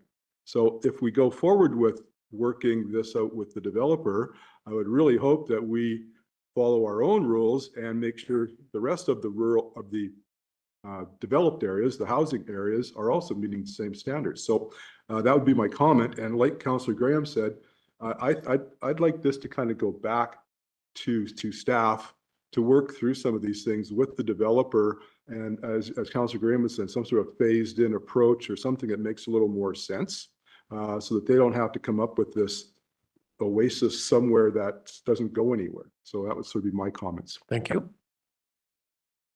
Councillor Peabody. Thank you, Mayor. Yeah, there's a lot of information to take in here. And like Councillor Popoff, I took a drive up there as well. And from what I could see, the next section of sidewalk is 2 kilometers away at Home Depot. So to have, $1 million sidewalk that's 2 kilometers away from any other sidewalk doesn't make a lot of sense to me. But I did see that along Wildstone Boulevard, which is on the other side of the property, that there's a really nice bike path. Now, is that a more affordable option for the developer to do a bike path up there that kind of conforms with the other properties as opposed to a concrete sidewalk? The Councillor Peabody through the mayor, the costs of a wider paved pathway compared to a slightly narrower sidewalk aren't significantly different. That's a level of service that's been decided through that development, and the intention of that particular pathway is to connect in through internally within Wildstone, which is private property, so it's not necessarily a city active transportation asset. So that's, that would be a consideration. Regarding, having this sidewalk and its disconnectedness, yes, that's certainly well understood. I think we'll note as recently as a couple of years ago when the development happened on Innes Avenue, that was a rural road cross section. Part of it still remains as such, but when the city went and had to do pavement work on that road, we decided to invest some more dollars and upgrade the sidewalks. So we were able to connect that development frontage upgrades with the school and on Wattsville Road, and we were able to connect it over to 11th Street. So there are times where, if historically we've allowed a rural road standard to remain, that when the city does do its capital improvement projects, that we do upgrade that service level standard where historically it hadn't been applied, and that would be the process that we would do on this section. Maybe not entirely along every frontage, but we've looked at connecting the Home Depot area up to Moyer Park with an active transportation plan. We would hope to further seek another grant funding consideration, as was brought in front of council previously, and then also connect this development over to that same intersection so they could access those city park amenities and hopefully that future active transportation link. Okay, supplemental if I may. So I glanced at our DCC bylaw that we currently have, and this area is not identified in our DCC bylaw. Is that correct? Councillor Peabody, that is correct. But looking at how we do want to oversize the sanitary sewer main in order to accommodate future growth in that area. That's also what the report said. That's correct? That is correct. The idea behind doing the oversizing now is that the majority of the cost is it's the labor and the machine work. So putting a little bit bigger pipe in now, given that distance, is a lot cheaper than us, a lot less expensive than the city going in and doing a large DCC project to run a new large main. Yeah. It's just for the cost benefit. I know that very over capacity for the next how many years, because it can service quite a number of people, but we're looking at a 100-year lifespan of a pipe for a few $100,000. So you might be guessing where my train of thought is going. So we're looking at going over a DCC bylaw in is it the next year or the year after? Starting in 2024, we'll be cracking that open if council approves the So would this area be, I guess, worth reviewing to add to our DCC bylaw? It really depends on the projects. Some of them that we want to look at adding. So it definitely could be added as a project that we could look at. Anything that's growth related or partially growth related, we could look at adding to the bylaw. So you could look at areas that are under service now and putting them in the bylaw. Then they would become a city project versus a developer project. So we could, for example, put Echofield Road in the bylaw, upgrade it for tens of millions of dollars. However, the cost of that comes back to all developers. So the city's, the council's got to look at, do we want to have high DCCs or do we look at it at a project by project basis? So it could be part of the solution, but it may not be the whole solution. Yeah, I'm just looking at the size of this development and, guessing at the amount of DCCs that it would pay back into the city. If those DCCs could also be used for that same area, it's sort of a win-win for the city and the developer. Is my perspective, but I wouldn't mind hearing your thoughts on that too. There is some thought to that in the sense of it's a collector arterial road that it affects more than just this one development. However, all the developers in Cranbrook will be paying a little bit towards this project, that project. And from the last bylaw, every $1 million we added to the DCC projects, it was about $100 worth of DCCs. So project like this, if one half of the road is 3.2, you do the other half, it's 6, and you do the longer, maybe $10 million. That's another $1,000 on the DCC fees if you wanted to add Echofield Road. Just some really high level numbers. We'd have to crunch numbers. Okay, thank you. Thank you, Curtis. On to Councillor Ray. Thank you, Mayor. Just more of a comment. You know, from my perspective, the city is the steward of the rules of the game, and we want to make sure that those rules are clear and transparent for all the players. And perhaps most importantly as well, that they're applied consistently. I think that's a really important point, and it's been mentioned in decades past. There were some variances allowed for certain developments, and then down the road, city taxpayers then bore the cost of doing that work that wasn't done originally. And I don't think we want to continue with that approach, would be my suggestion. When we, you know, look at what's on the table tonight, $3.2 million cost with an offer to contribute $100,000. As a taxpayer, I don't think that's the best deal for taxpayers, and to contemplate that kind of future burden on taxpayers. I just don't think that's the best approach. I'm inclined to vote in favor of this motion, but with a strong encouragement for staff to continue to meet with and negotiate with the other party, and to seek an agreement that's fair and reasonable for all parties. So I will be voting in favor of the motion that we put forward, in the hopes that a better proposal can come back to the table. Thank you, Councillor Ray. Councillor Bissett. Thank you, Mayor. I'm not comfortable voting in favor of this motion because I don't think it serves the public. And I understand what Councillor Ray has just talked about, and that we don't want to burden the public with paying the $3.2 million for these sidewalks and lights and that. But I question the need for them right now. And what I would like to have happen is that staff bring forth an option where we could look at, okay, what is reasonable? What are reasonable upgrades at this point in time? And so and then that is what we would like the developer to do.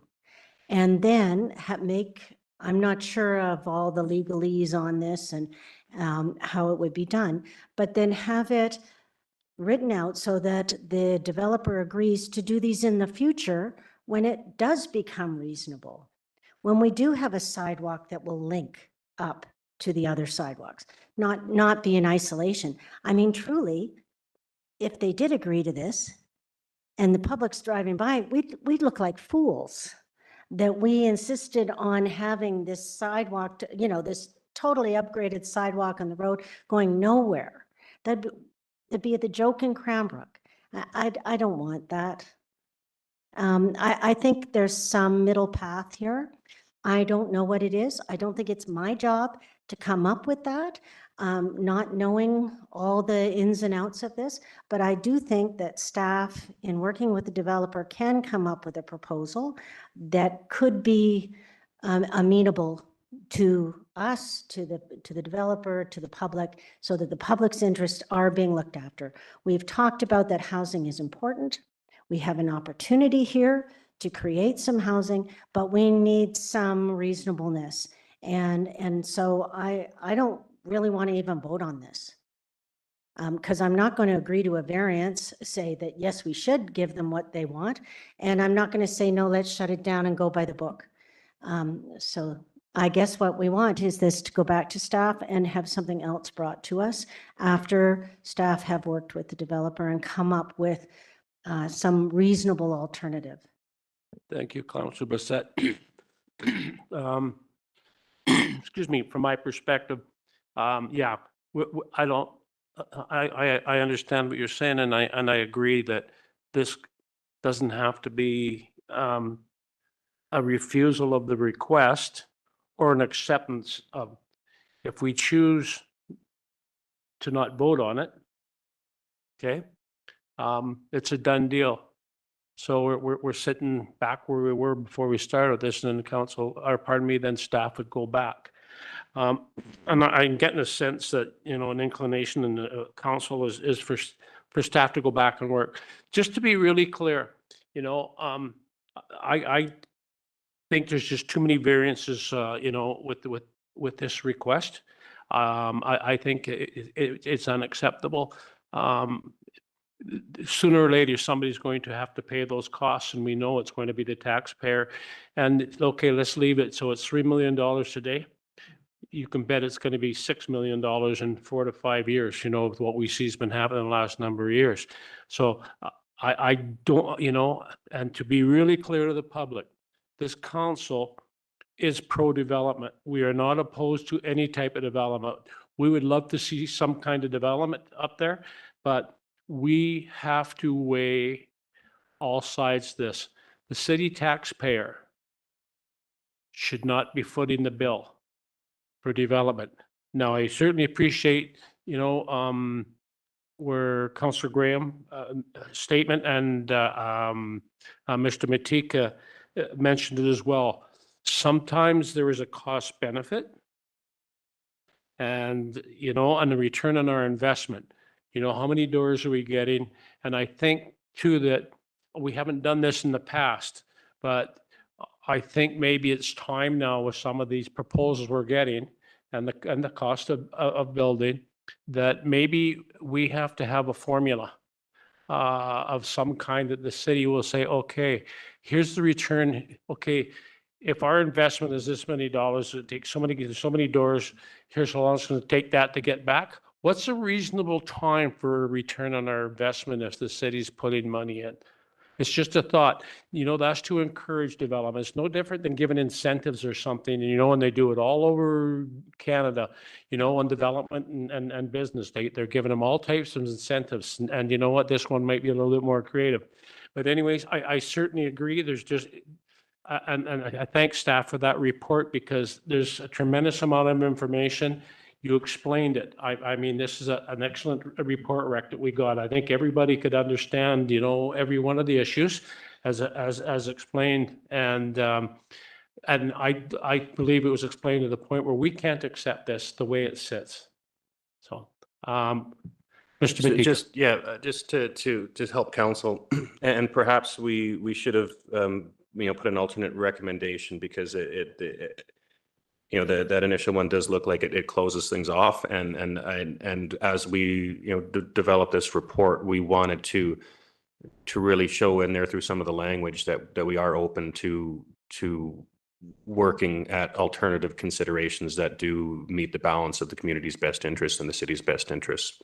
We do need to have a decision on this current variance application, because it is, you know, submitted by the applicant to council. So I don't know if, you know, through Marnie, we can consider just having that first section of the recommendation voted on if it can be amended. So rather than including the remaining items about the requirements, just saying that, you know, without prejudice, we refuse this current application, but we're open to looking at future considerations and applications. Councillor Graham, then Councillor Popov, then Councillor Tuskey. Yeah, I was just judging around the conversations here is like I think that we're within the scope to refer this as it stands back to staff to work with the developer to get a viable solution back to council. And then if we can't get to that, that's fine. But I know that we are within scope to do that. So I would make that motion to refer, and I can do that while we have a motion on the table to refer, as long as I get a seconder, we debate the referral, and then it goes back to staff as it stands with the motion. I know, but I can refer right at this point. Refer to staff. So you want to defer the motion? Yeah, to staff for further consideration. So, Mike, your concern, Well, if we defer it, we just need a seconder before we discuss. pardon me? Need a seconder before we Oh, discuss. yeah, yeah, seconder for Okay. that. Councillor Bissett. Okay, discussion. Sorry, Mayor Price, the applicant does have a valid application in front of us. So if we do refer this and we're going into negotiations, is council expecting us to still bring this application forward as it is? Or if this is not open for consideration, then we do respectfully need to provide a response to that current application that's in front of council, knowing that we'll still, work on some other items. So I do think we need to probably close out that process, or else it's something that's still sitting in front of council for consideration. Thank you very much for that. Yeah, that does make sense. We have a formal application put, we either accept the application or we don't. From that, then we can move forward with that. So that would, I mean, really it's semantics, isn't it? You know what, if we vote on number one, on this first motion, not to accept it, staff will have direction. I think that's pretty clear, the direction to staff right now.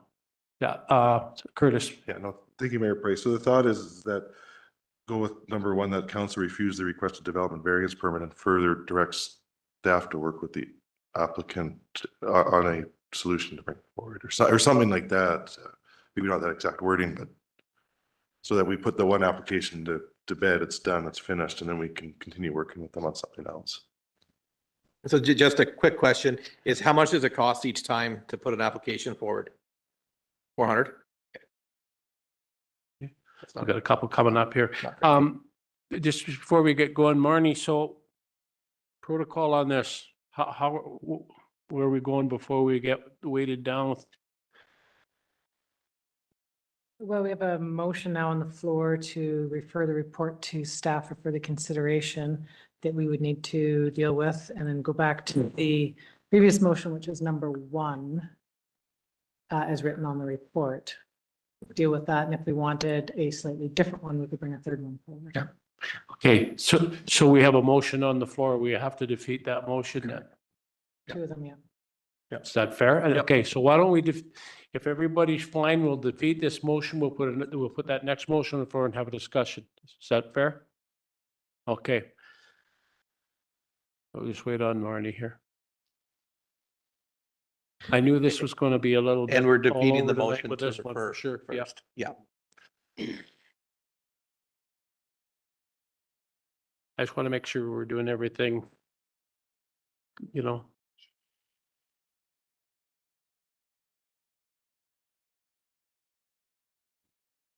Going to defeat this motion right now that we have on here.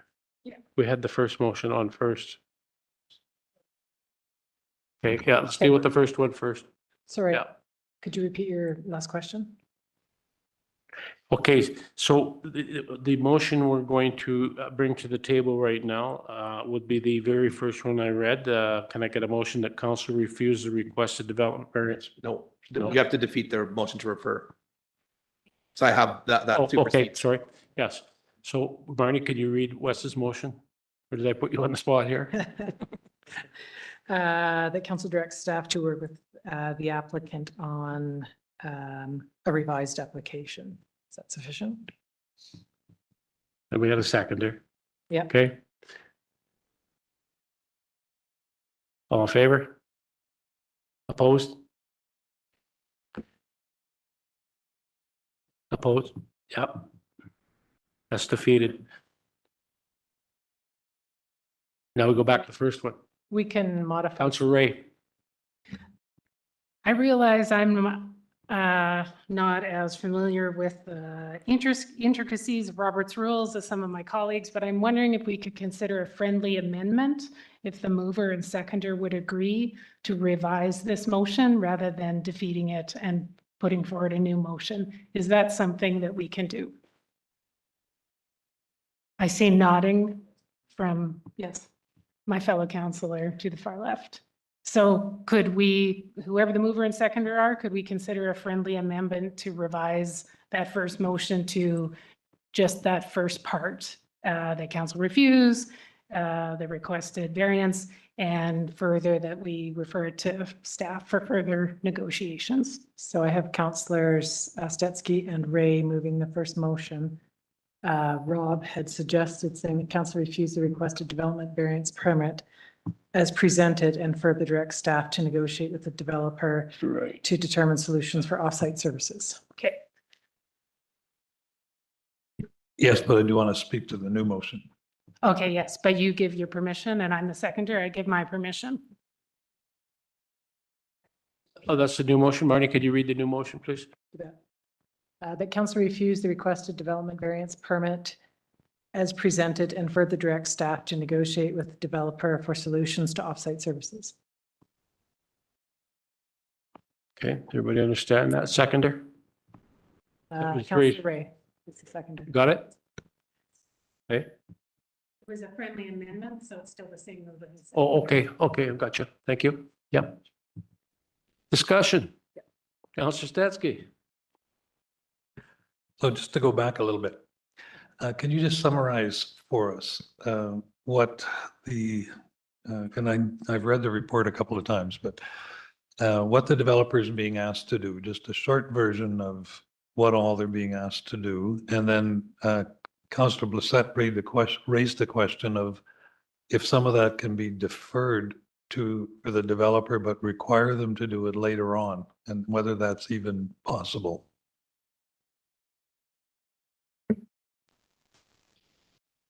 Councillor Setsky through the mayor. So as per the report, the offsite upgrades, encompass the entire frontage of Echo Field Road up to the collector road standard.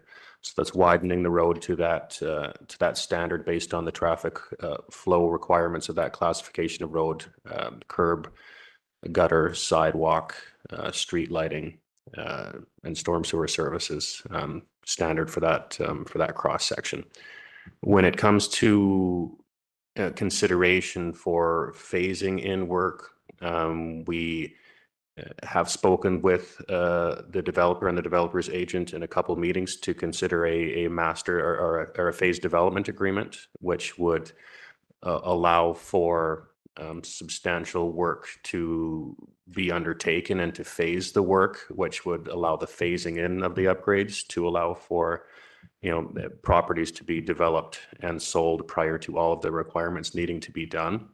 That was something that seemed to have some interest, but hasn't moved forward sort of in lieu of this application. When it comes to requiring something to happen in future years, I'm not aware of any mechanism that we would have outside of a development agreement, to allow something to happen several years down the road after the development is complete, other than the ability to take funding at this point in time to contribute to that future work. One of the concerns there would be we've seen inflation cause a lot of stress on our budget recently, and if we were to have taken this amount of money 5 years ago and get that same amount of work done right now, we'd be significantly short on that. So that is one of those considerations. Thank you, Mike. Councillor Peabody? Oh, Councillor Popov? Thank you. So as we're going through these deferrals and how do we fund it and everything, what's occurring to me is maybe there's something not the same as, but like we did with Shadow Mountain way back when in the beginning, and they created that a pot of money that was going to be dedicated towards the future infrastructure upgrades. So it at some point makes sense to have a road and a sidewalk and everything connecting back into the community. And also we have the LASs, the local area service agreements that we could maybe put in. I don't know the legal pieces on that, but I'm looking at the LAS agreements and how we dealt with the sewer piece with Shadow Mountain to when it was finally time, then it came into play, and it was those individual homeowners through their stratas that still paid for it. So is any of that possible or in a different context? Councillor Popoff through the mayor, the local area service could be a tool used if it benefiting a larger area. It could either be a council initiated one or a area initiated local area service that would benefit the entire area. It's something we could look at for just that frontage or the area surrounding Echofield Road as an option. It is a tool on the table if council wants to go there. The downfall of it is it does go against our debt servicing limit, any of the costs, unless we find funds otherwise.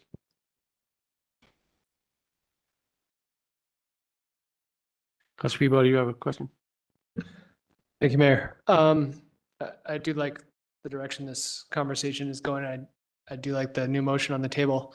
I'm just curious, because council is making a decision that could make or break this development. After this motion is voted on, should we set a date at some point to actually do a site visit with staff to get an idea of like a bigger picture of what the development is and maybe what further development of that area could look like?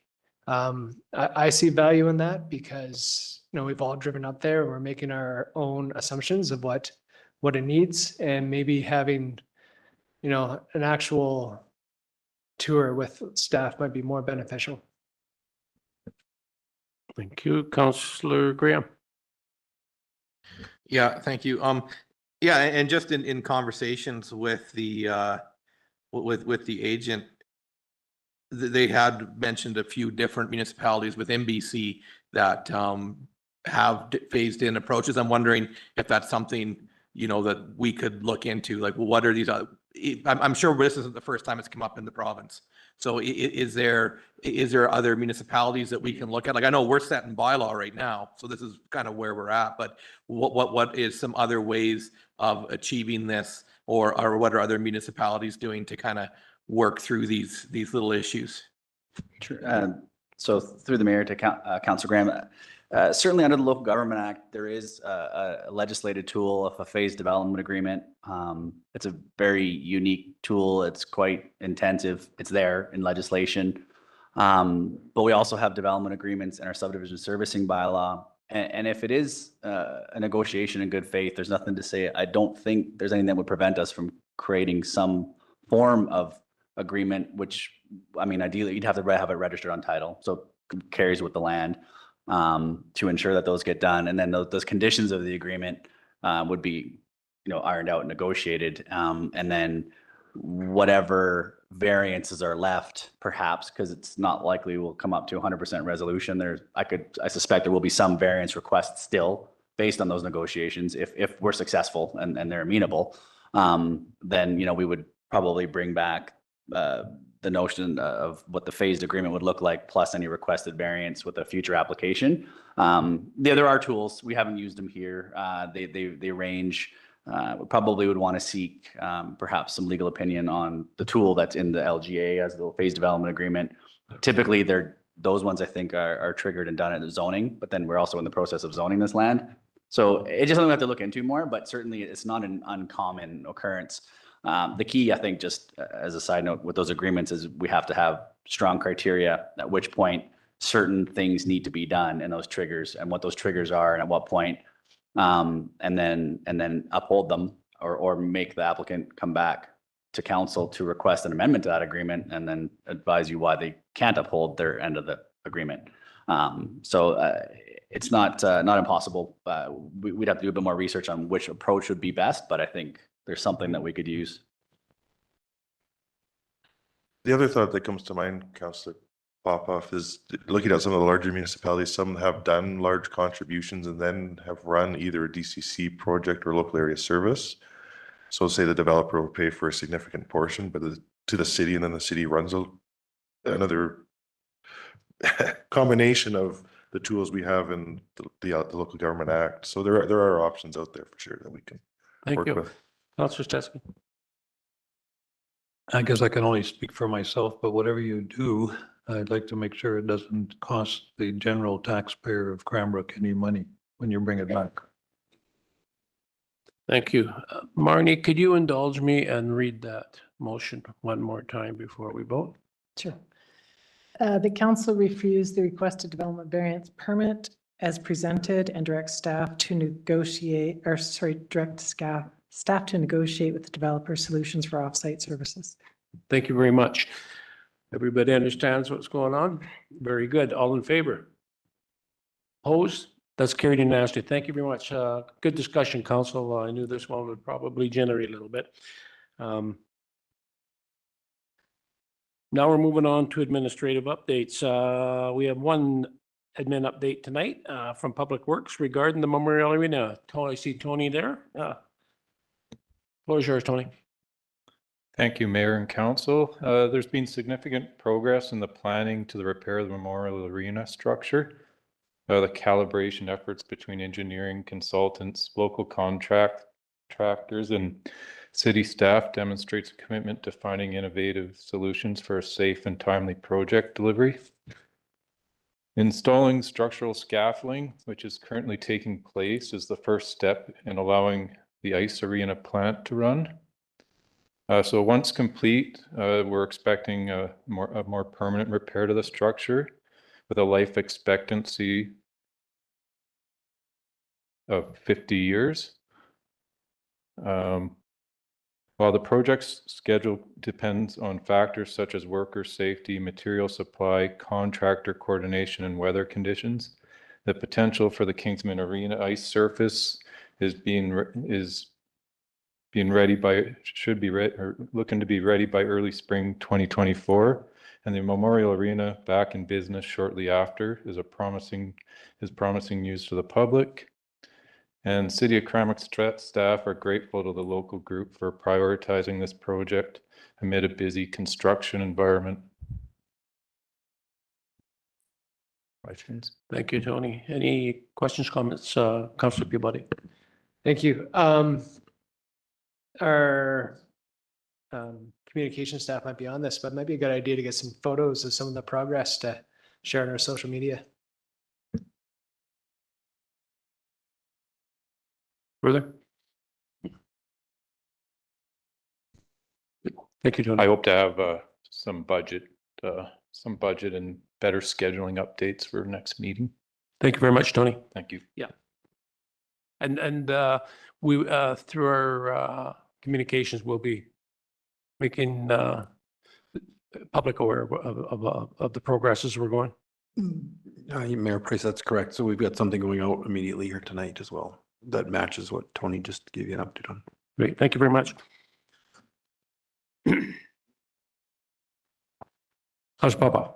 Yes, thank you. And I just might be my question, but back to 8.2, there were two motions before council, the one with the development variance permit that we just approved, but there was a second one for the sanitary sewer oversizing.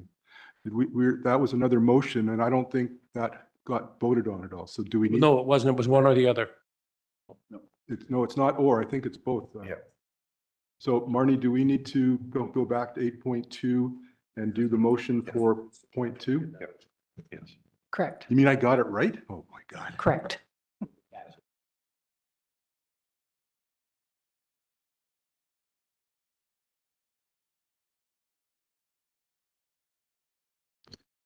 Yes.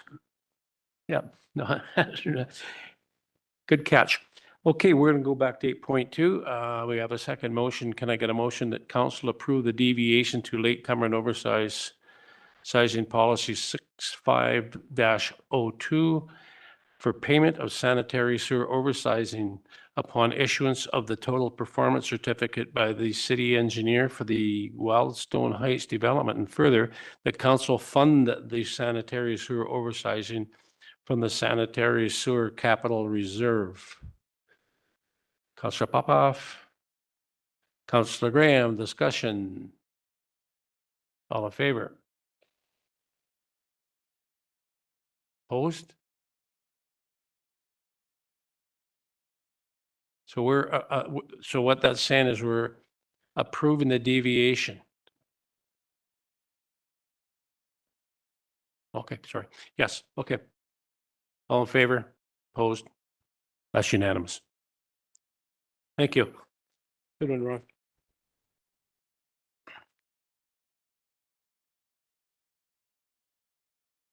We'll move on to correspondence. The one item of correspondence tonight is from the city to the Honorable Ravi Kahlon, Minister of Housing, dated November 15th, 2023, regarding Cranbrook's Extreme Weather Response Plan. Discussion or receive for information? Receive for information. Okay, thank you. That brings us now to Mayor and Council's reports and inquiries. We will start down with Councilor Graham tonight. Yeah, thank you, Mr. Mayor. Trying to think, I was at the Christmas market and that was quite chaotic. Couldn't really stop at a booth. You just kind of got pushed through. So it was great to see a good turnout there. And then the previous week I was down in Vancouver at UBCM executive meetings and having some interesting discussions there around Bill 45 and just what that can potentially mean for municipalities with the changes for encampments. I would encourage anybody from council to attend the webinar tomorrow from, I think it's 3 till 4 Mountain Time, or any staff that are interested. I know the UBCM sent that out, so it's just to get a perspective from UBCM solicitor on what these changes mean, because they are quite drastic for local government and how we deal with encampments. So yeah, but good meetings all around out there. Thank you very much for that, Councilor Graham. Councilor Papa. Yes, thank you. I'll probably be the first one to speak about it, but the Santa Claus parade came rolling through on Saturday. I think JCI was the principal organizer of that with the city and other volunteer groups. Perfect night for it. It started by needing earplugs because every response vehicle that had lights and horns and sirens had them all full blast, and you're cheering them on in between covering your ears. So we were loud. And then it just proceeded. We waved at your worship, and we also waved at Councillor Stetsky and Ray as you went through the vehicles. The children in my immediate area enjoyed it. I mean, they appreciated it. They didn't need a bag full of candy as well. They appreciated it. They got to see Santa at least twice in the parade. Got to fix that. And all in all, I think it was a great family event. Thank you. Thank you, Councillor Popoff. Councillor Ray.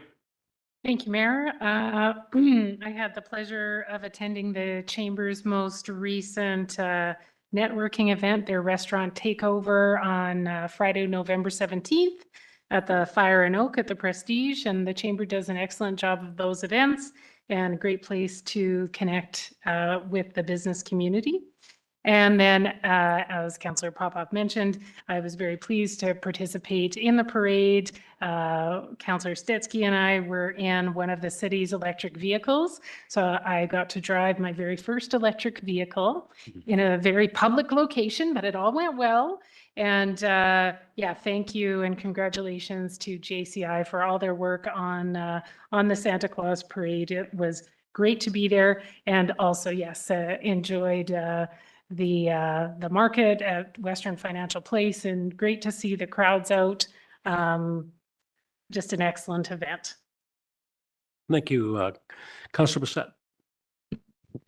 Thank you, Your Worship. A couple things. I was able to attend the Glorious Sons concert at Western Financial Place, and staff did a great job. The new curtain was up behind the stage, which was a great improvement.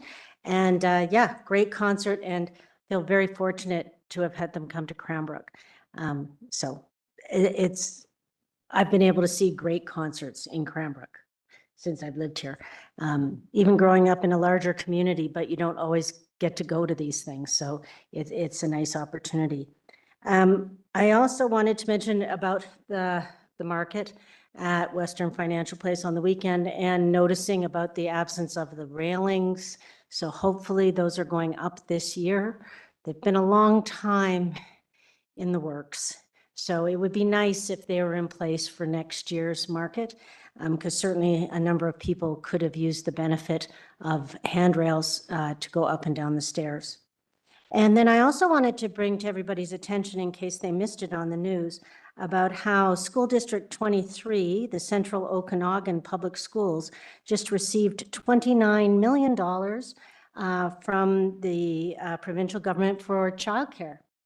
And at seven school locations, they are going to increase the amount of childcare. So I just thought that was really encouraging. They're moving ahead. Maybe someday we will. And so just holding out hope for that. So thank you. Very well stated, Councillor Bissett. Councillor Peabody. Thank you, Mayor. Yeah, looking at the agenda tonight, not that I have it in front of me, but the Tanaha Nation is installing solar panels at not only their building, they have solar panels there, but they're also doing it at some of their satellite buildings as well. Just wondering if this staff, I believe it'd be Evan Berry, could just maybe provide a brief report for council on where the city's heading with solar panels, if that's something that we see in our future, and maybe if there's possible grant funding that maybe we're not accessing. Thank you, Councillor Stetsky. Yeah, thank you. Very busy couple of weeks. The Santa Parade, of course. Thank you, Councillor Ray, for getting the vehicle organized. The sellout concert on Saturday, Symphony of the Kootenays, combined with Sun Valley Song at the Key City Theatre, was a sellout. It was a marvelous evening. We are so fortunate to have the symphony here. Sun Valley Song joined in, and 3 out of the 4 soloists were from Cranbrook. Amazing, amazing musical talent.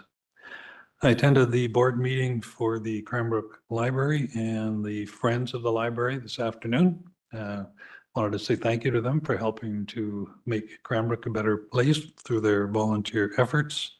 Attended a social planning meeting, a Fisher Peak strategy session with Councillor Popoff.